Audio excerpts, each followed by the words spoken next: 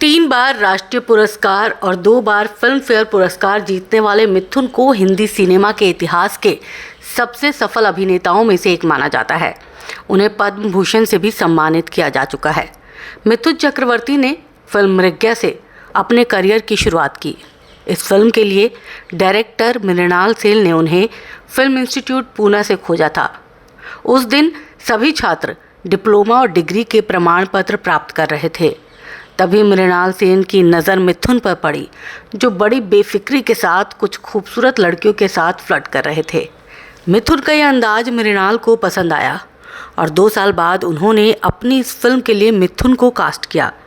इस फिल्म में शानदार अभिनय के लिए मिथुन को सर्वश्रेष्ठ अभिनेता के लिए राष्ट्रीय फिल्म पुरस्कार से नवाजा गया। लेकिन दिल्ली जाकर अवार्ड लेने के लिए उनके पास पैसे नहीं थे। तब रेखा ने उन्हें अपना स्पॉट बॉय बनाकर दिल्ली लेकर गई। इस फिल्म के बाद भी मिथुन की आर्थिक स्थिति बहुत ख़राब थी। उन दिनों एक पत्रकार उनका इंटरव्यू लेने गया तो उन्होंने पहले खाना खिलाने की शर्त रखी और उसके बाद इंटरव्यू दिया। कोलकाता के स्कॉटिश चर्च कॉलेज से केमिस्ट्री में ग्रेजुएट करने के बाद मिथुन का झुकाव नक्सलवाद की तरफ हो गया था। वो परिवार को छोड़कर नक्सलियों के साथ रहने लगे थे। उसी बीच एक दुर्घटना में उनके भाई की मृत्यु हो गई और वो अपने परिवार के पास वापस आ गए। किसी तरह खुद को और परिवार को संभाला और नक्सली दुनिया को छोड़ दिया। मिथुन चक्रवर्ती 1964 बैच के भारतीय फिल्म और टेलीविज़न संस्थान से पास आउट है। मिथुन चक्रवर्ती FTII में शक्ति कपूर के सीनियर थे।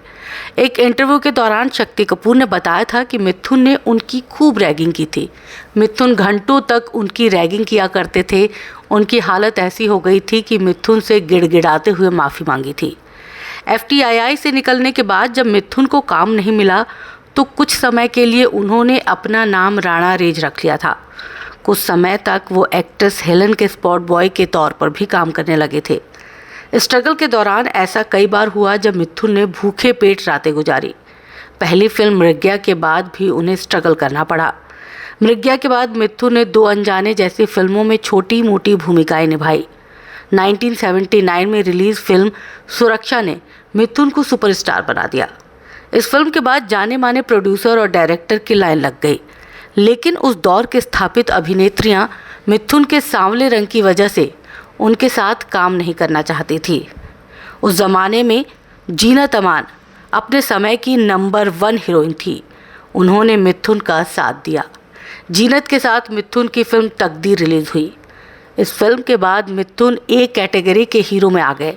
जो हीरोइनें कल तक मिथुन के साथ काम नहीं करना चाहती थी, वो अब उनके साथ काम कर रही थी।